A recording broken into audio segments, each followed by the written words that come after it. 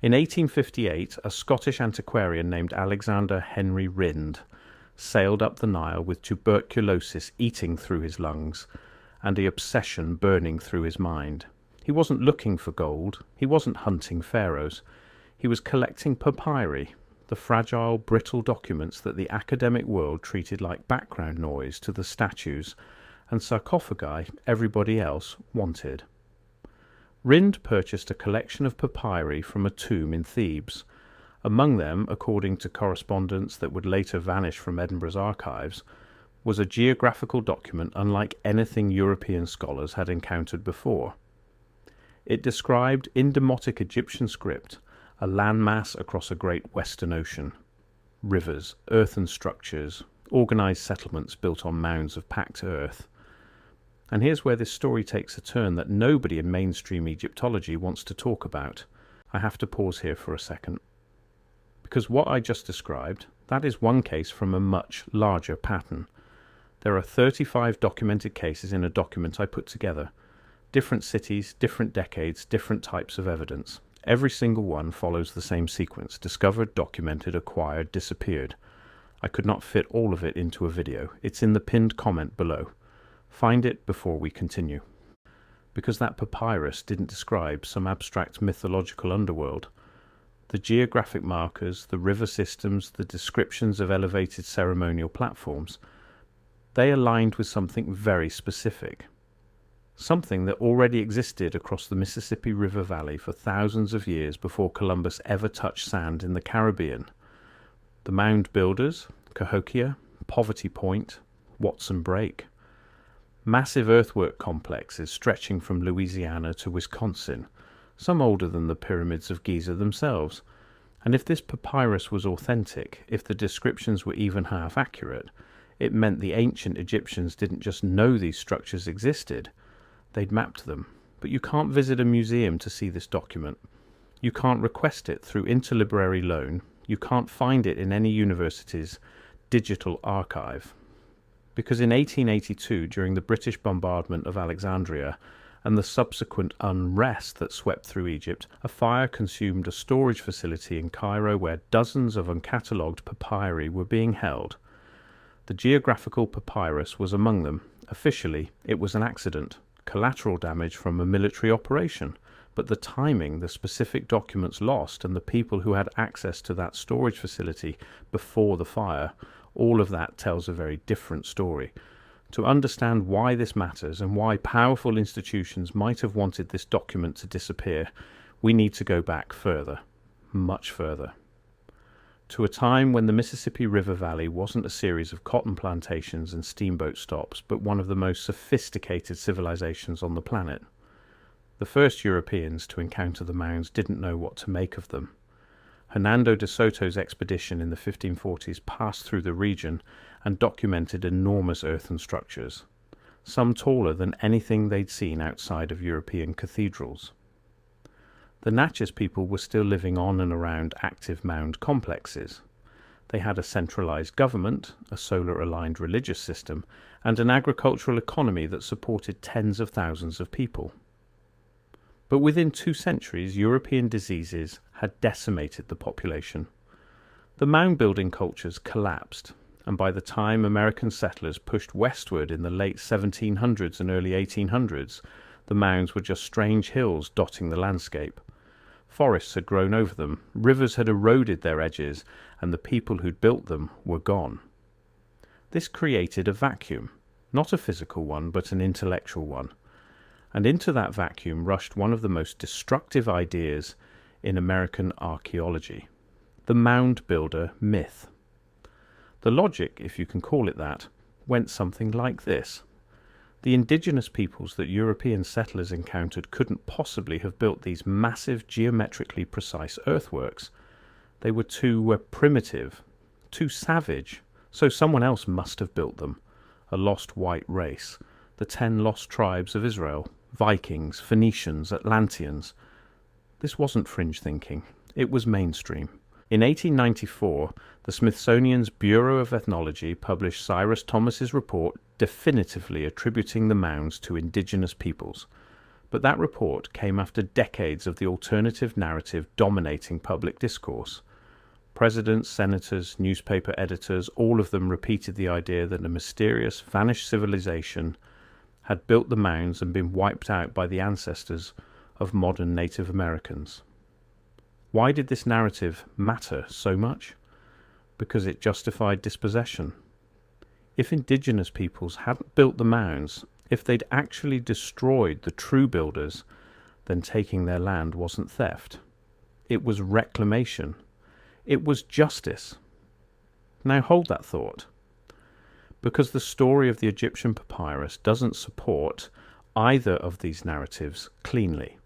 It doesn't say a lost white race built the mounds, and it doesn't neatly fit the orthodox timeline that says no one from the Old World visited the Americas before the Norse around 1000 AD.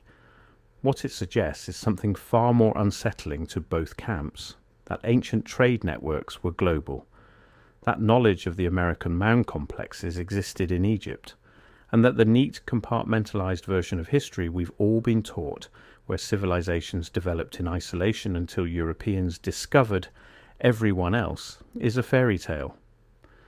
Let's talk about the papyrus itself. What do we actually know? Alexander Henry Rhind died in 1863, just 5 years after his Nile expedition. He was 30 years old. His collection was bequeathed to the Society of Antiquaries of Scotland, and most of it ended up in what's now the National Museum of Scotland in Edinburgh. The Rhind mathematical papyrus, his most famous acquisition, is one of the primary sources for understanding ancient Egyptian mathematics. It's in the British Museum today. But Rhind acquired more than just the mathematical papyrus. His personal correspondence, portions of which survived in the archives of the Society of Antiquaries, references multiple documents that he considered significant. One letter, dated March 1859, describes a geographical treatise of considerable length that depicted waterways and settlements beyond the Western Sea. Rhind didn't read Demotic Egyptian himself. He relied on translators, some of whom were local Egyptians working the antiquities trade in Luxor. According to a secondary account from a colleague named Daniel Wilson, Rhind's translator described the document as a navigational guide, not a mythological text, not a religious allegory, a practical document describing how to reach a distant land and what you'd find when you got there. The descriptions reportedly included a great river with many tributaries, flatlands prone to seasonal flooding, and elevated platforms of packed earth used for ceremonies and habitation. The document referenced these structures being built by people who tracked celestial movements and organized their settlements accordingly. If you know anything about the Mississippian culture, that description is almost eerie in its accuracy. Cahokia, the largest pre-Columbian settlement north of Mexico, was built on the floodplains of the Mississippi River near modern-day St. Louis. Its central feature, Monk's Mound, is 100 feet tall and covers 14 acres at its base. The entire complex was astronomically aligned. A wooden post circle, now called Woodhenge, functioned as a solar calendar. Poverty Point in Louisiana, which dates to roughly 1700 BCE, features concentric half-octagonal ridges and massive mound structures. Watson Break, also in Louisiana, dates to approximately 3500 BCE, making it one of the oldest earthwork complexes in the Americas and contemporary with some of the earliest Egyptian pyramid construction. The timeline overlap is what makes this so difficult for conventional historians to dismiss entirely. If Watson Break was being built around 3500 BCE and the earliest Egyptian pyramids date to roughly the same period, then both civilizations were engaged in monumental earthwork construction simultaneously. The idea that they might have been aware of each other isn't as absurd as it sounds on the surface. But here's where we need to be careful. Because the papyrus is gone, we're working from second-hand descriptions, fragmentary correspondence, and the testimony of people who've been dead for over 150 years. That's not nothing, but it's also not a smoking gun. It's more like finding a bullet casing near a crime scene where the weapon, the victim, and the witnesses have all disappeared. So let's examine the circumstantial evidence because there's more of it than you might expect. Egyptian artifacts, or objects that look remarkably like Egyptian artifacts, have been found across North America for centuries. In 1889, a stone tablet covered in what appeared to be Egyptian hieroglyphics was reportedly found in a mound near Davenport, Iowa. The Davenport tablets, as they came to be known, were immediately controversial. Some scholars declared them forgeries. Others weren't so sure. The dismissal was swift. The Smithsonian declared them fraudulent, and that was the end of the academic conversation. But the tablets are still in the Putnam Museum in Davenport, and modern analyses have raised questions about whether the forgery verdict was premature. Then there's Russell Burroughs, who in 1982 claimed to have discovered a cave system in southern Illinois filled with carved stones depicting Egyptian, African, and European figures. Mainstream archaeology dismissed them as hoaxes, but Burroughs Cave sits roughly 60 miles from Cahokia. In Michigan, during the late 1800s and early 1900s, thousands of artifacts were unearthed depicting scenes mixing Christian, Egyptian, and Mesopotamian imagery. The Michigan relics were declared fraudulent by the Smithsonian. The man pushing hardest for their debunking had significant political reasons for wanting to minimize pre-Columbian American complexity.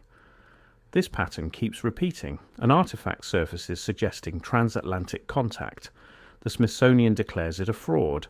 The physical evidence is locked away, lost, or destroyed. And the conversation moves on. Let's get back to the papyrus.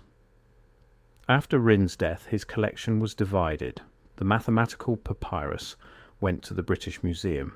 Other materials went to Edinburgh, but the geographical papyrus, the one describing the Western lands, took a different path.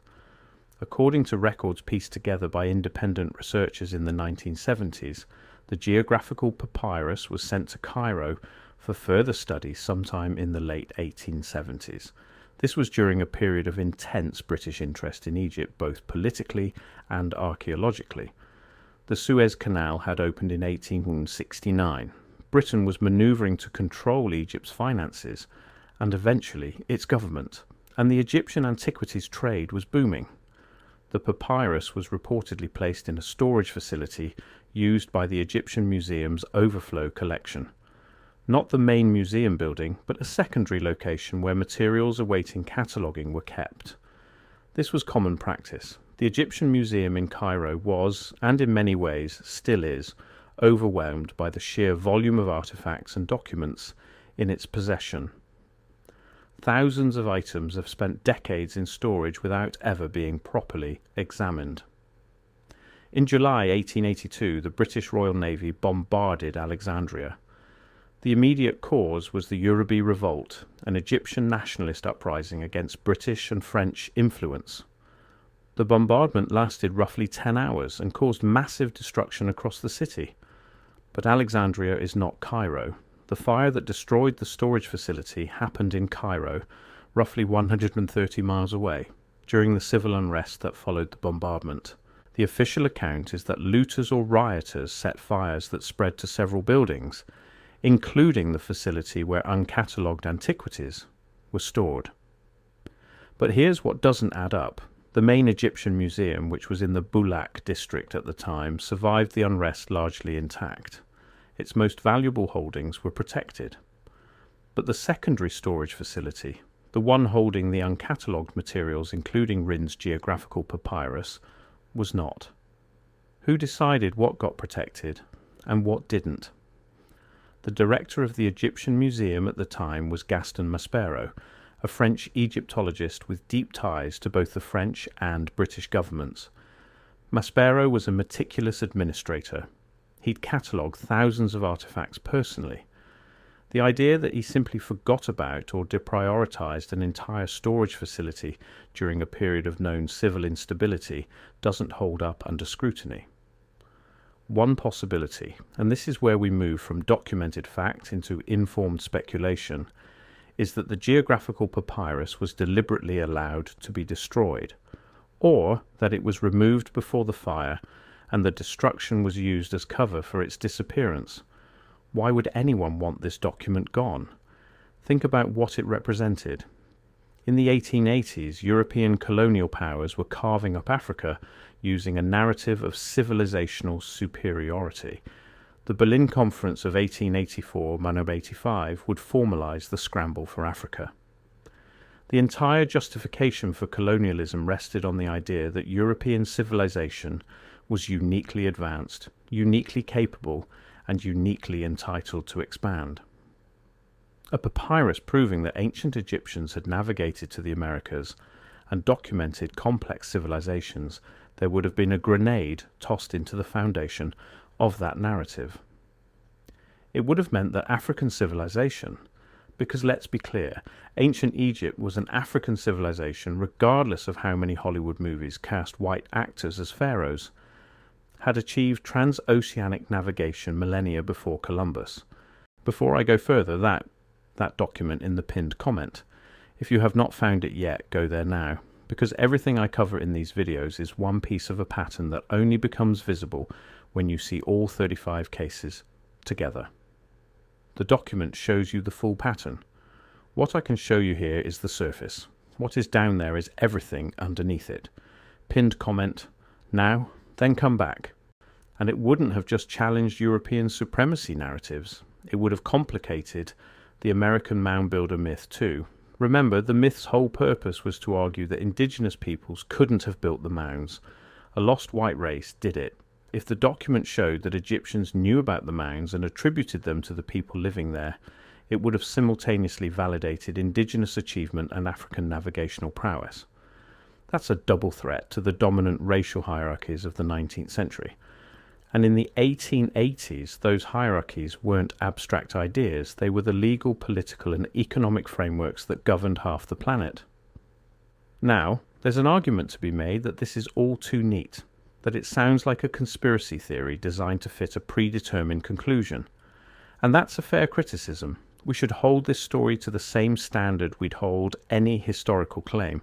But consider this, the Smithsonian Institution, America's premier scientific body, actively suppressed evidence of mound builder complexity for decades. This isn't speculation. John Wesley Powell, who ran the Bureau of Ethnology, deliberately steered research away from findings that complicated the primitive savage narrative. When Cyrus Thomas finally published his report confirming indigenous authorship of the mounds, Powell buried it. He didn't promote it. He didn't hold press conferences. He let it sit in an obscure government publication where most Americans never saw it. The suppression of inconvenient archaeological evidence isn't a conspiracy theory. It's documented institutional behavior. And the burning of documents isn't unique to this papyrus. The Library of Alexandria, the Mayan codices burned by Diego de Landa, the destruction of Aztec records by Spanish conquistadors, the burning of the Library of Congress in 1814. Throughout history, when documents threaten the people in power, documents tend to catch fire. Let's shift focus for a moment and talk about what we know about ancient Egyptian seafaring, because this is where the skeptics usually plant their flag. The standard academic position is that ancient Egyptians were river sailors, not ocean navigators. They built boats for the Nile. They weren't crossing oceans. For a long time, this seemed solid. Then Hatshepsut's mortuary temple at Deir el-Bahari complicated things. The reliefs depict an expedition to the land of Punt involving open ocean sailing. The ships shown are large, sophisticated vessels with complex rigging. They're not river rafts. In 2011, archaeologists discovered ancient harbour remains at Wadi Gawassis on the Red Sea coast dating to roughly 2000 BCE. Ship timbers, cargo boxes, rope. These vessels were built for open water, travelling to destinations that some researchers argue could have been much further than conventionally assumed. Thor Heyerdahl proved in 1970 with his Ra-Nesnatu expedition that a papyrus reed boat built using ancient Egyptian techniques could successfully cross the Atlantic Ocean. He sailed from Morocco to Barbados in 57 days. The academic establishment dismissed Heyerdahl's experiments as stunts.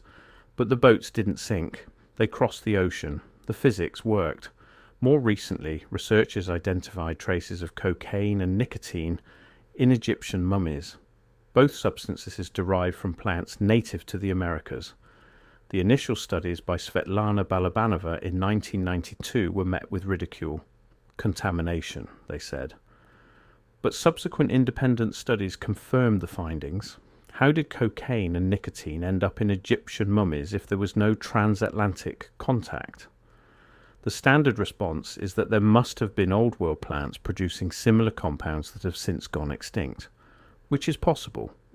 But it's also an unfalsifiable hypothesis specifically constructed to avoid the obvious implication that trade goods were moving between the continents. This is the frustrating thing about studying suppressed history. The evidence keeps accumulating, but the goalposts keep moving. Every new finding is met with a new ad hoc explanation designed to preserve the orthodox timeline. And the burden of proof is applied asymmetrically. Mainstream claims are accepted with relatively thin evidence. Alternative claims require absolute, undeniable proof. And when that proof might have existed in the form of a papyrus in Cairo, well, the building burned down. Let's talk about Cahokia specifically for a moment, because understanding the scale of what the mound builders achieved makes the Egyptian papyrus story more significant. At its peak around 1100 CE, Cahokia had a population estimated between 20,000 and 40,000 people. That made it larger than London at the same time. Monk's Mound, the central structure, required the movement of an estimated 55 million cubic feet of earth. This was done without metal tools, without wheeled vehicles, without draft animals. People carried the dirt in baskets. The city had a central plaza larger than 40 football fields. It had a wooden palisade wall with guard towers. It had specialized neighborhoods for craftspeople, farmers, and elites. And it had woodhenge, a series of wooden post circles used to track solstices and equinoxes with precision. Cahokia wasn't a random settlement that got big by accident. It was a planned city with astronomical alignments, engineered drainage systems, and a social hierarchy complex enough to mobilize tens of thousands of laborers for construction projects spanning generations. And Cahokia wasn't alone. Across the Mississippi River Valley, from the Gulf Coast to the Great Lakes, hundreds of mound complexes existed. Some were enormous, some were modest. But they all shared certain features: elevated earthen platforms, astronomical alignments, and ceremonial spaces oriented to celestial events. The idea that ancient Egyptians, who were themselves obsessed with astronomical alignment and monumental earthwork construction, might have encountered these complexes and recognized them as the work of a kindred civilization. That's not crazy. It's actually one of the more logical explanations for what the Rind geographical papyrus reportedly described. Both cultures built massive earth and stone structures aligned to celestial events. Both cultures had complex social hierarchies centered on astronomical knowledge. Both cultures existed along major river systems that served as the backbone of their economies. And both cultures were engaged in these practices during overlapping time periods. The conventional response to these parallels is independent invention. Humans everywhere figure out the same things because they're all looking at the same sky. And that's true, to a point. Independent invention explains why multiple cultures develop agriculture, pottery, or writing. It's less convincing as an explanation for highly specific architectural and astronomical parallels between cultures separated by an ocean but connected by ocean currents that naturally flow from Africa to the Americas. The North Atlantic Gyre and the Canary Current create a natural conveyor belt from West Africa to the Caribbean and Gulf Coast. A vessel leaving the coast of North Africa would, without any navigational intervention at all, be carried toward the Americas by prevailing winds and currents. This isn't theoretical, it's physics, and ancient sailors who understood winds and currents far better than we give them credit for would have been aware of it. But we've gotten away from the papyrus. Let's come back to what happened after the fire.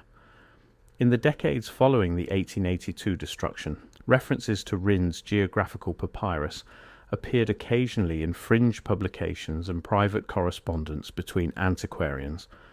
A letter from 1903, housed in a private collection in Scotland, references the lost Rind geographical treatise and laments its destruction. The author, a minor Scottish antiquarian whose name isn't widely known, wrote that Daniel Wilson had described the document's contents to him in detail before Wilson's death in 1892. Wilson's account, filtered through this second-hand letter, is the most detailed description we have. According to this chain of testimony, the papyrus described a journey of many months across open water, following stars and currents.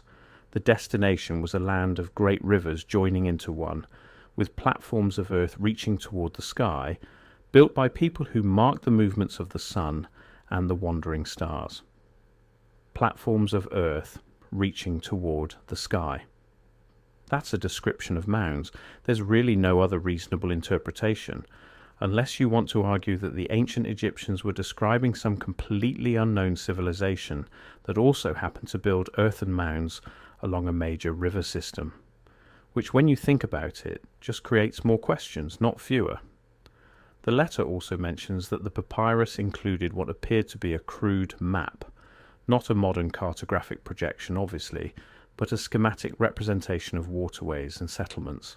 River branches, gathering points, and elevated structures were indicated with symbols that the translator struggled to interpret because they didn't match standard Egyptian cartographic conventions.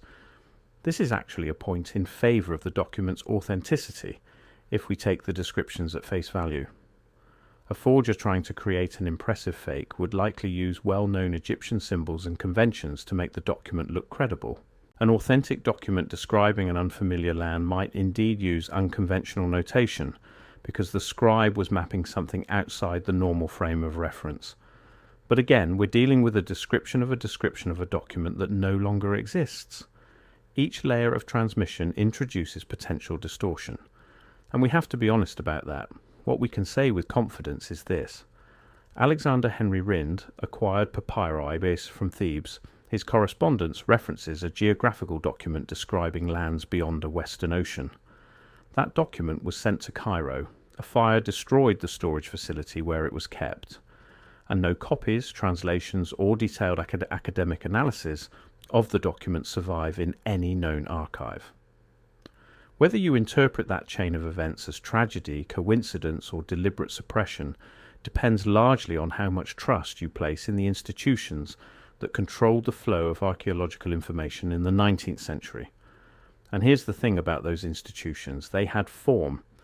The Smithsonian's treatment of the Kennewick man remains, keeping them locked away for nearly a decade, while legal battles raged, showed that controlling access to archaeological evidence is an institutional reflex, not a conspiracy theory. The French, British, and later American archaeological establishments of the 19th century weren't neutral, scientific bodies objectively evaluating evidence. They were extensions of imperial power, and their conclusions consistently supported imperial narratives. When evidence contradicted those narratives, the evidence was dismissed, locked away, or in some cases, lost to conveniently timed fires. Does this prove the papyrus was genuine? No, nothing can prove that now. The document is ash. The witnesses are dead. The chain of custody has too many gaps to satisfy a court of law or a peer-reviewed journal.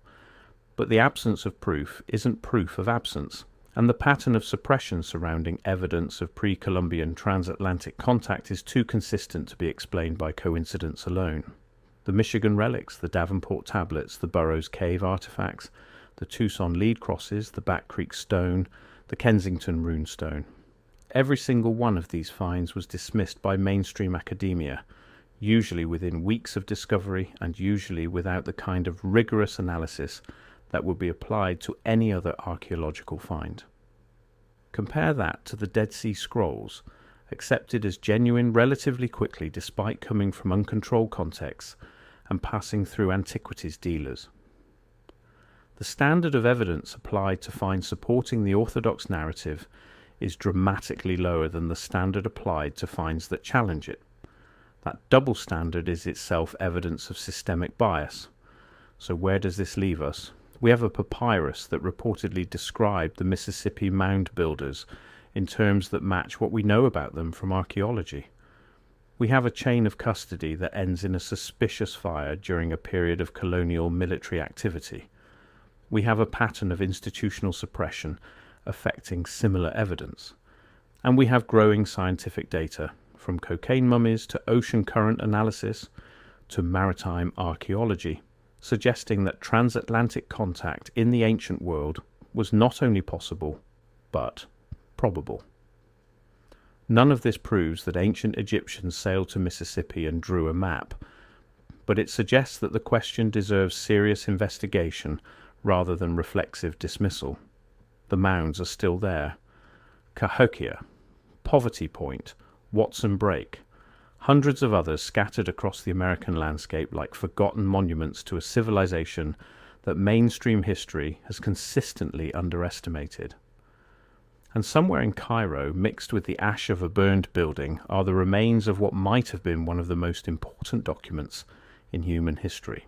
A piece of papyrus that could have rewritten our understanding of ancient global connections. We'll never read it now, but maybe the fact that it existed, that someone thought it was important enough to destroy, tells us more than the document itself ever could, because you don't burn something that doesn't matter. And you certainly don't burn something that simply confirms what you already believe. You burn it because it threatens everything you've built on the assumption that it wasn't true.